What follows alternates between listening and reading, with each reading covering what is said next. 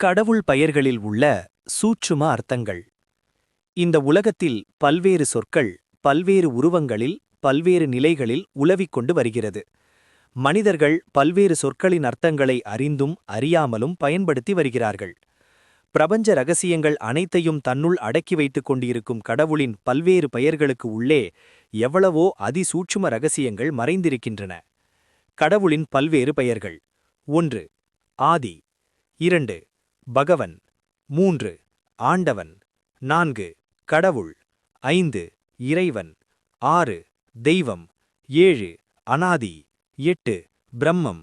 10. பூரணம். இந்த பெயர்களுக்குள் மறைந்திருக்கும் சூட்சுமமான ரகசியங்கள் அர்த்தங்கள் என்ன என்பதையும் முடிந்த அளவு பார்ப்போம். முதலாவது, ஆதி.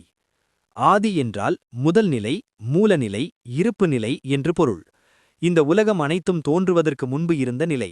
ஆதலால் முதல் நிலை என்றும், இந்த உலகம் அனைத்தும் தோன்றுவதற்கு மூல காரணமாக இருப்பதால் மூல நிலை என்றும், இந்த உலகம் அனைத்தையும் தன்னுள் அடக்கி வைத்து ஆண்டு கொண்டு இருப்பதால் இருப்பு நிலை என்றும், இந்த 3 அர்த்தங்களையும் தன்னுள் அடக்கி வைத்துக் கொண்டு இந்த உலகம் அனைத்தும் தோன்றுவதற்கு, அதாவது இயக்கநிலை தோன்றுவதற்கு முன்பு இருந்த காரணத்தினால் ஆதி என்றும் அழைக்கப்படுகிறது.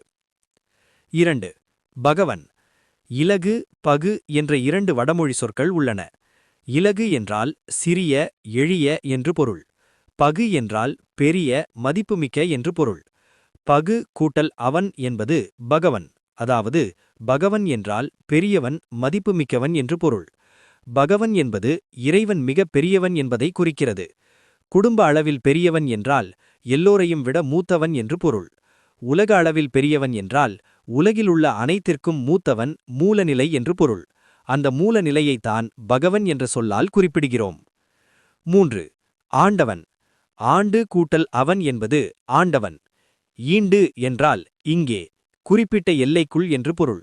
ஆண்டு என்றால் விரிந்த, எல்லையில்லாத என்று பொருள். ஆண்டவன் என்றால் விரிந்தவன், எல்லையில்லாதவன் என்று பொருள்.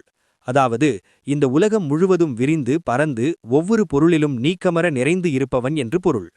ஒரு குறிப்பிட்ட எல்லைக்குள் அடக்க முடியாதவன், ஒரு குறிப்பிட்ட அளவிற்கு குறிப்பிட்டு காட்ட முடியாதவன், ஒரு குறிப்பிட்ட உருவத்திற்குள் அடக்கி வார்த்தைகளில் சொல்ல முடியாதவன் என்று பொருள்.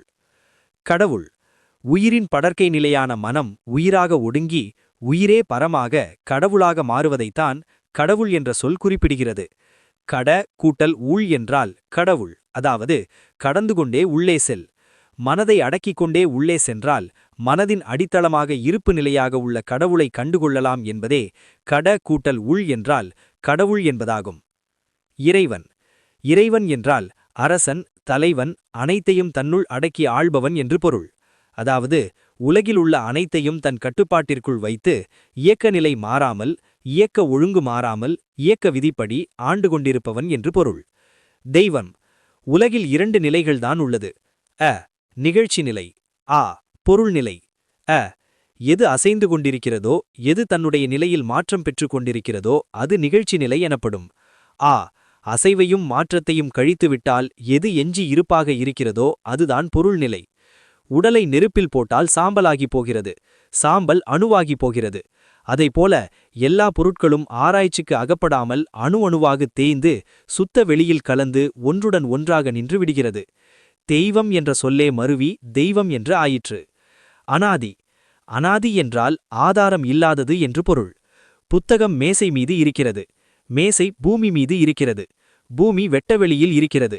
புத்தகத்திற்கு மேசை ஆதாரம், மேசைக்கு பூமி ஆதாரம், பூமிக்கு வெட்டவெளி ஆதாரம், வெட்டவெளிக்கு ஆதாரம் என்ற ஒன்றும் இல்லாததால் அது அனாதியாயிற்று. அனாதை என்ற சொல்லிலிருந்துதான் அனாதி என்ற சொல்லே வந்தது.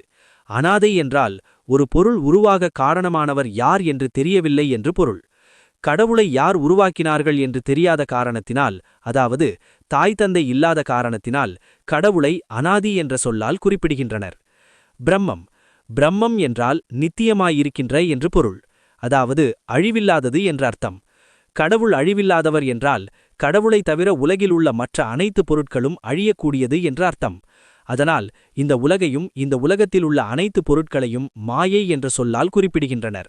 மாயை என்றால் அழியக்கூடியது என்று அர்த்தம். பரம். பரம் என்றால் நேர் இல்லாதது, உவமை இல்லாதது, அதற்கு இணை என்ற ஒன்று கிடையாது, அதற்கு மேல் ஒன்றும் இல்லாதது என்று பொருள். இந்து மதத்தில் பரம் என்ற சொல் கீழ்க்கண்டவாறு மாற்றமடைகிறது. பரம் கூட்டல் சிவன் என்பது பரமசிவன். பரம் கூட்டல் சக்தி என்பது பராசக்தி. சிவன் என்று சொல்லப்படக்கூடிய இருப்பு நிலைக்கு மேல் வேறு ஒன்று கடவுள் இல்லாத காரணத்தினால் பரம் கூட்டல் சிவன் என்பது பரமசிவன். அதாவது பரமசிவனுக்கு மேல் வேறு இருப்பு நிலை கடவுள் இல்லை என்று பொருள். சக்தி என்றால் இயக்கநிலை என்று பொருள். அதாவது இருப்பு நிலை அசைந்து இயக்கநிலை உருவாகிய அந்த நிலையே முதல் இயக்கநிலை. அதற்கு முன்பு இயக்கநிலை கிடையாது என்பதை குறிப்பதே பரம் கூட்டல் சக்தி என்பதாகும். பூரணம். இன்னவைகள் என்று சொற்களில் எடுத்துக் கூற முடியாத, இன்னவைகள் என்று வார்த்தைகளில் எழுதிக் காட்ட முடியாத, அனைத்தையும் தன்னுள் அடக்கி வைத்துக் கொண்டிருக்கும் காலம் வரும்பொழுது தானாகவே பரிணமித்து வெளிப்படும். அதாவது இன்னதென்று தெரியாமல் அனைத்தையும் தன்னுள் அடக்கி வைத்திருக்கும் காலம் வரும்பொழுது வெளிப்படும். அதுவே பூரணம் எனப்படும்.